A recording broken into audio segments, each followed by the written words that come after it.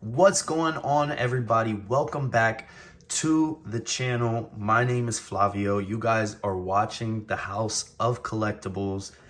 And if you guys haven't already, don't forget to hit that bell notification, subscribe, and like this video.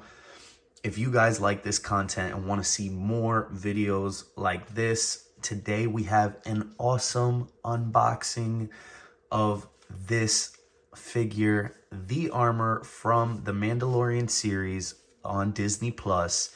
This is the Hot Toys version of the armor. This is TMS 044. Guys, I always loved the armor from the first second that you see her come out in the show. She's amazing. She just has so much presence in the show without even saying much. Emily Swallow did a very good job at fulfilling this role, so I definitely wanted to get this in figure format, especially having it next to a Mando and whatnot. But this thing is awesome, guys. You guys can see on the side, there's another image there of the armor. And all these images here are the actual figure that's inside. So you get that normal cigar band kind of thing going on for all Star Wars releases. I like the color of this one kind of matching, you know, the brownish tones to the armor. So very self-explanatory Hot Toys box for Star Wars. Same thing. But by the way, this is a Toy Fair exclusive. This was a Toy Fair exclusive, obviously, because this has been released for a minute now. But yeah, you can see that little insignia there, that little sticker that you get. So yeah, let's see what it's about. That is a dope image. I like that. So this is the insert art, and that's what that looks like. All right, and then we'll just pop this bad boy off and see what the armor is looking like. First thing, I didn't even know this thing came with a backdrop. I forgot about that, guys. I got carried away with that insert art. And first impression, looking very nice. We're gonna put her to the side there, and we are gonna get all this other stuff out and see what accessories Hot Toys gave us. All right, and looking at the accessories for the armor, it's not much, but they get the job done. Here with the base, it's a nice, great style base top, and the colors look really cool. They just shine and, you know, bounce in the light there. It's this nice, very weathered copper, almost rusted grate, if you will.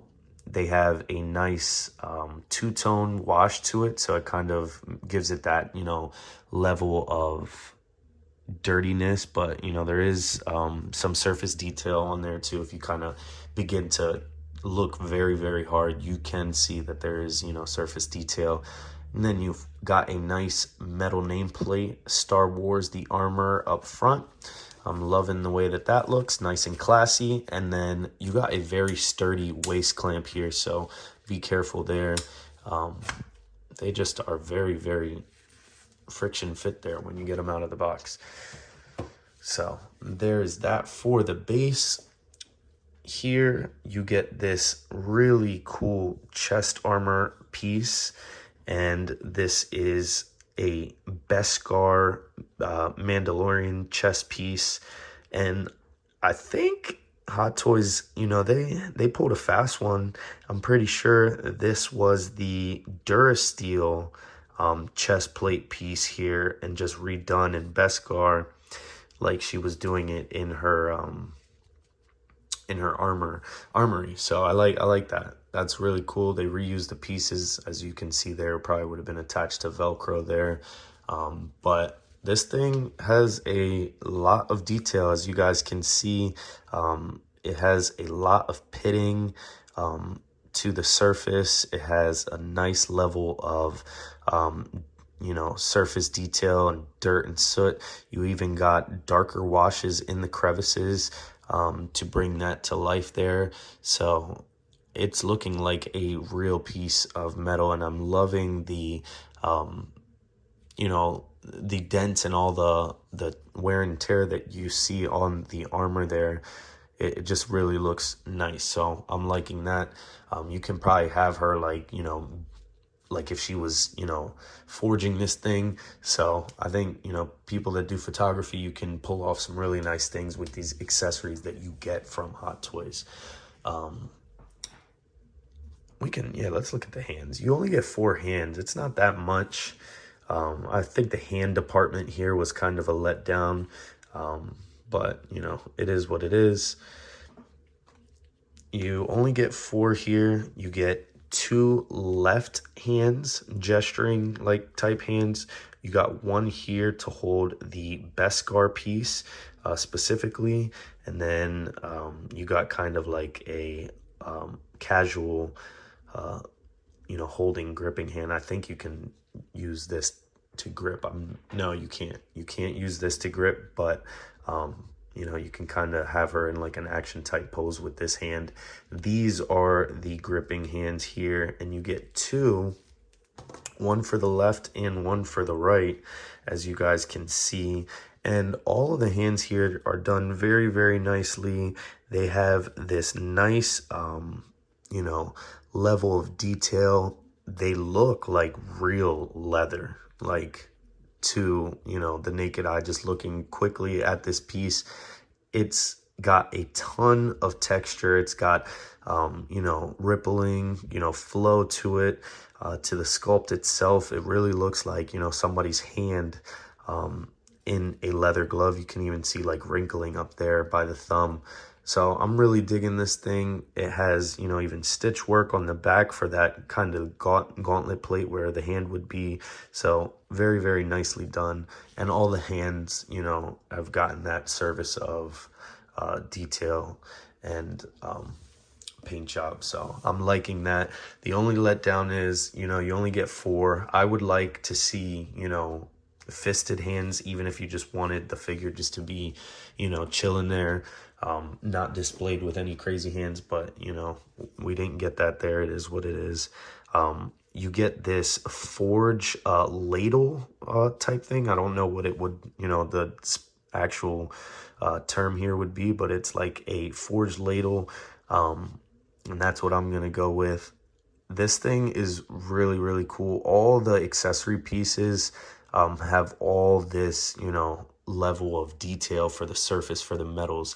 I'm loving that, you know, shiny chrome metalish look that we're getting here to all these pieces. But, you know, if you look closely, you can see, you know, all this pitting and, you know, dirt and grime on the surface of the metal, bringing that, you know, piece to life. It's not just a flat, you know, silver paint job. And inside here, you even got, you know, some Beskar melted down. And this is really cool as well. It, you know, doesn't, you would think that it's not executed perfectly, but, you know, you would be like, oh, it's just a solid chunk of, you know, a sculpt inside of there. Why would they do that? Like, why wouldn't they just leave it empty? I mean, you know, they could have did that, but they added that. And like, look at all that surface, you know, on the top. It looks like, you know, the metal, how it was flowing before, you know, it you know, while it was hot. So this thing, you know, I'm loving the way that this thing looks. It's got a nice different shine to it as well in here compared to, you know, the actual handle itself there. So that thing is cool. You also get a pair of like these forge clamps, and these things are, you know, really cool as well. They're actually real working. As you can see that like real metal rivet in there, allowing it to, you know, actually articulate like that. So that is really cool. I'm liking that. And this as well, you know, detailed to the nines. It's got a nice level of dirt and grime. As you can see up top, it's got, you know, a little bit more there on the side than on the others. Really, really nice. Liking that. Very simple accessory, but you know, it gets the job done. You can, I don't think it's strong enough to hold the Beskar piece here, but you know, you can attempt to do that, and you know, that would work. Going on here, you got the Beskar ingot piece, and you know, we've seen this before with, you know, a ton of the Mando releases. Besides, you know, this not being as accurate to the cog and it looking more like, you know, an asterisk, I don't really mind, you know, this accessory. It's a you know, it's a basic throw-in, but at the same time you're getting it. So, you know, I'm always, the more that Hot Toys throws in the box, I think, you know, the better for a collector. So you got kind of like this Damascus Beskar surface detail over the top too, and that's just nice and printed. Like I said, it's pretty much a basic little accessory, but you know, definitely very necessary with the armor, as you've seen when Durasteel Mando walked in there, placed the Beskar ingot on the table there, and you know, she made him his pauldron, but she had asked him if he had a like a signet for it, and he had said not yet, and she said it will, you know, it will come about. And then that's, you know, obviously Mudhorn, so on and so forth. You guys know the drill. You also get this hammer here, so she can hammer away at that you know, chest plate there, or whatever, you know, piece of metal that she's banging away there. This thing is also done very nicely. You guys can see all the dirt and grime and pitting over, you know, the top of the actual tool itself. And done with, you know, nice dark washes in the crevices there, in the low points, to bring the whole piece to life. You know, they could have just left it nice and flat and silver, but you know, they're adding, you know, all these washes here around here just to bring out, you know, all those nice chromatic paint job colors that they, you know, used on this, all these pieces here. So really, really liking that. You also get this, I'm assuming this is like some welding tool here, but this thing is also really cool. You can see that, again, this is kind of I feel like this is a darker or a different color of, you know, silver, but I'm assuming it's the same. It's just got a different wear and tear to it, and a different level of you know, weathering over the top of this piece that just brings it more to life. It's got, you know, very, very minimal pieces of, you know, specks of like brownish copper tones of dirt on this piece that I'm seeing. So I really like this. The handle itself is textured as well. It's not just like a slick, you know, piece. It kind of actually feels like if it would have been, you know, kind of a padded material. So that's really cool. Again, nice washes all through the low points of this piece, so I'm digging that as well. And that is it for the accessories. That wraps us up. We are going to get the armor out here and see what she's about. All right, guys, and here we have the armor standing straight up and down. She is looking really good, guys. I can't even lie to you. This figure, it's something about the whole costume put together that really makes this character special. At least it does for me. I know on the show, she was just very mysterious. You know, you didn't know too much about the armor. And we still don't, quite frankly. I feel like there's a lot more to be told about the character itself, but she is so badass, guys. And especially that season 1, like, you know, just seeing her like this, she has that really cool Mando style helmet, but you know, you got these horns here, you have this pelt tunic, you know, on the back, just draping over her, and then you have that really nice Beskar copper armor. It just really does it here for me. And at the end of the day, she's an armorer. She really is in the forge day in and day out, making, whatever it may be out of Beskar, weapons, armor, all types of materials. So I really love, this character, and I think Hot Toys did a really good job in, the scaling department. I think the proportions are accurate. You can tell that it's, a female style body. So I'm really loving it all together. I think it really gets the job done. But that is what she looks like, and we are going to take a deeper dive. All right, guys, so taking a closer look at the armor, as you can see here, she looks so dope. And starting off up top with the helmet, it's very unique, I would say. It's different. It has the spikes up top. I love the color. I love how you can see that, it's so many different colors going on here. There's like a dark brown copper wash. There's also a light brown in certain areas, and then there's like a gold overtone all around it. But it's definitely weathered and lifelike, wherever the high and low points are. As you can see, like right down the middle, there's very, very dark brown washes, just because there's, all those grooves in through the helmet. And I think, Hot Toys really, really nailed, that paint job. As you can see down here, like under the mandibles, there's like a dark wash all around the edges, because that's where, a lot of dirt would be getting stuck to. I really love how the horns have that, kind of that gunmetal or, Beskar kind of color up top. It's not all completely copper. It changes it up, and I feel like in the show I never really noticed that, and that's one reason, collecting 6 scale figures is really cool, because you're getting that true representation of how the suit was, and there's certain things that you might not see until you see it in figure format. So I really like that. You see the visor, separate piece. I love the depth there with that. The helmet looks really, really cool. You can see the pelt hanging over the shoulders here as well.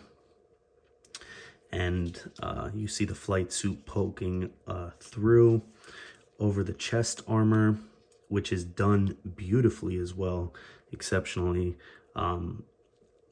So many cool colors. Like, look at how that's bouncing in the light. It's not just a flat copper color. It's weathered to the nines. All up here in the collarbone area, you can see there's a nice weathering of soot, dirt, and grime, all the way up back here, down here into this chest area as well. Down in the crevices, there is a dark wash all the way through. It's got like a nice, speckling effect though of the dirt. Down below here too, there's, a darker wash, but it's a smoother pass, not so much of the speckling. So you can see that it's been laying there down below. So really, really love this piece. Her shoulder armor pieces are made of like soft sculpted plastic, almost like a vinyl, but you can see the almost like the cross weave pattern, and the paint job is done very nicely. There is a level of weathering and wash through there as well, so you can get the hint of the material. The flight suit could be somewhat boring to some people, if you would say, because it's pretty much just like a flight suit under her outfit, but there's a ton of weathering that you might not even notice. You can see soiling here by the elbows. So I really like the way that looks, and that carries on throughout the figure. Even if you see on the side profile here under the arms, there's even a light light weathering on the flight suit itself. And I think that brings that piece all to life there.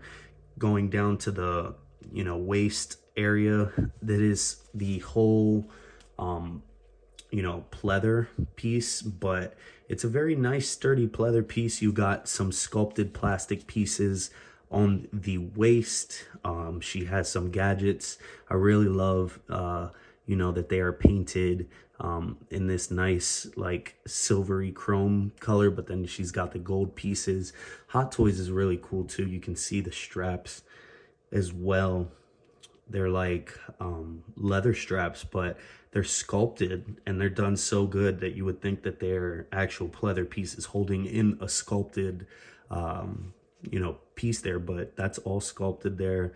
And then you have a real free floating pleather piece there, but then coming back to more sculpted pieces holding in the gadgets, and you wouldn't even be able to tell until, you know, me telling you now, but it's crazy. Looks really, really good. The graining on the pleather skirt piece, amazing. Looks like real leather to the naked eye, you know what I mean? Like, you're not really going to tell, but when you feel it, you would, you know, probably be able to tell that it's more of a sturdy pleather material, but it's done, you know, very nicely. There is a ton of weathering and soiling in there in between the grain. I love the layered effect as it goes down. So over here for her gauntlets as well, this is that more of like that sculpted material that is up there for the shoulder pieces. These are done nicely within a quilted pattern, done very nicely in this brown material to go well with the rest of her suit. But yeah, the back piece of the pleather piece, you know, is in a, so you can get the, I put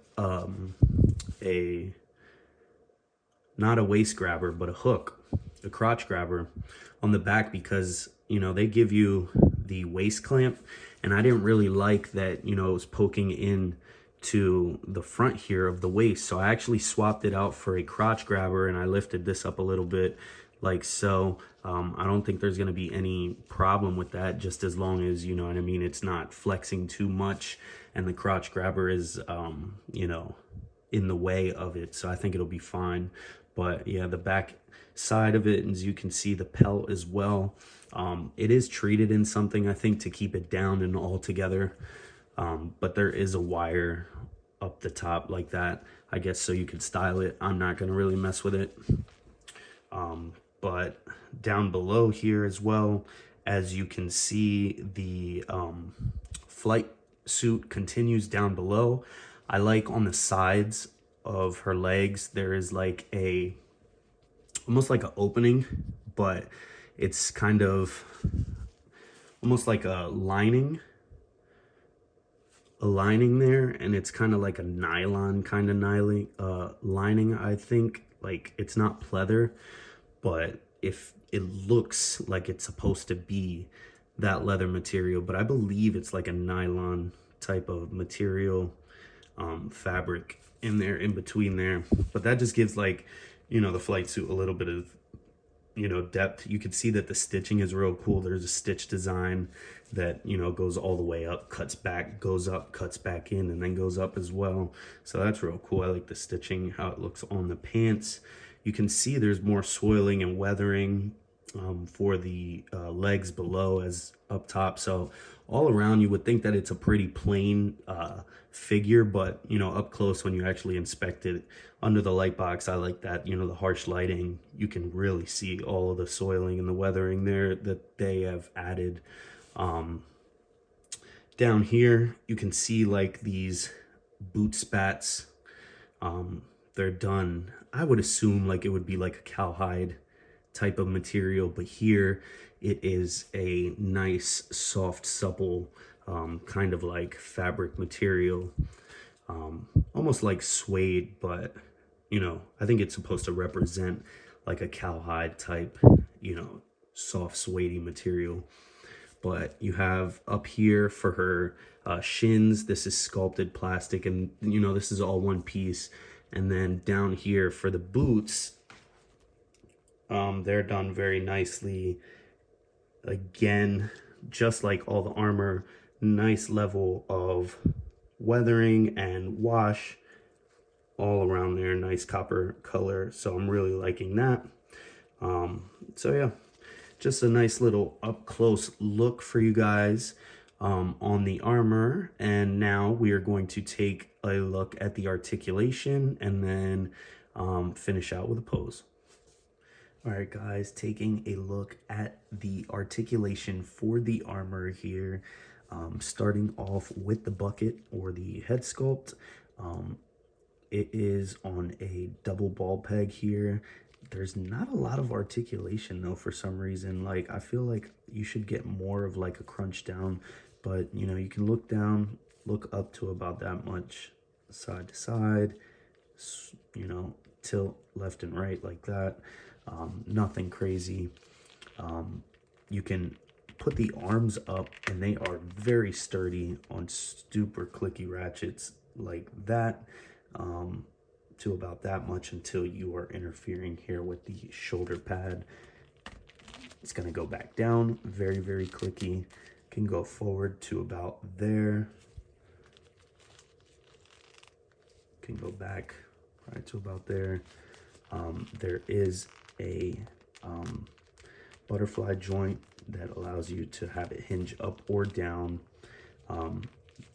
And yep, the one true unfortunate thing about this, it only has a single bend at the elbow like so, but there is a swivel incorporated there at the elbow, and they're on clicky ratchets, by the way. And for the hands, normal hinge and swivel like so. The torso, there is not like any movement here for me whatsoever. There is crunch forward, you know, but it's very, very limited. This figure's so stiff for me for some reason, so I'm not gonna mess with that. Mess with yours if you will. My feet can go up to about there until you are interfering there with the pleather like so, so you don't want to do too much there. It'll go out to about there. Swivel at the upper thigh.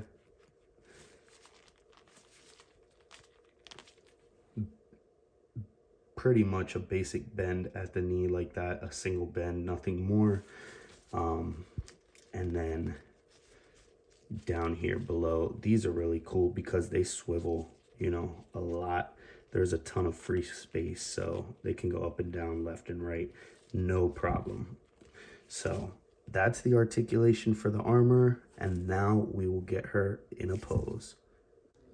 All right, guys, so real quick, I did forget to show you guys the backdrop earlier in the video, so instead of leaving it out and not showing it, I could not end the video like that. Had to bring it out real quick before we do a pose or two. But yeah, this is the backdrop that is included here with the armor figure. And you guys are probably wondering, well, what is this? So this is gonna be like a little set dressing diorama piece that you're gonna open up. But out front here, and it's kind of like a blurred image. All their backdrops kind of seem to be kind of like out of focus like that.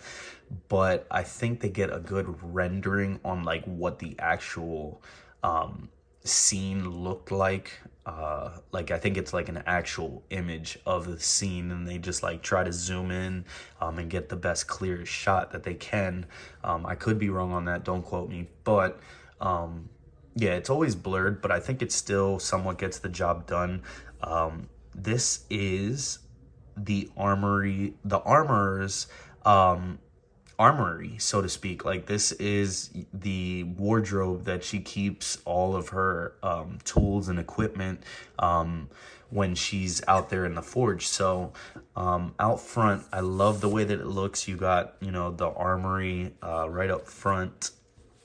in center. You got a nice little like panel box here with some buttons that, you know, are lit up, and you know, they on the print itself too, they are pretty bright, so you can tell that, you know, they're lit up.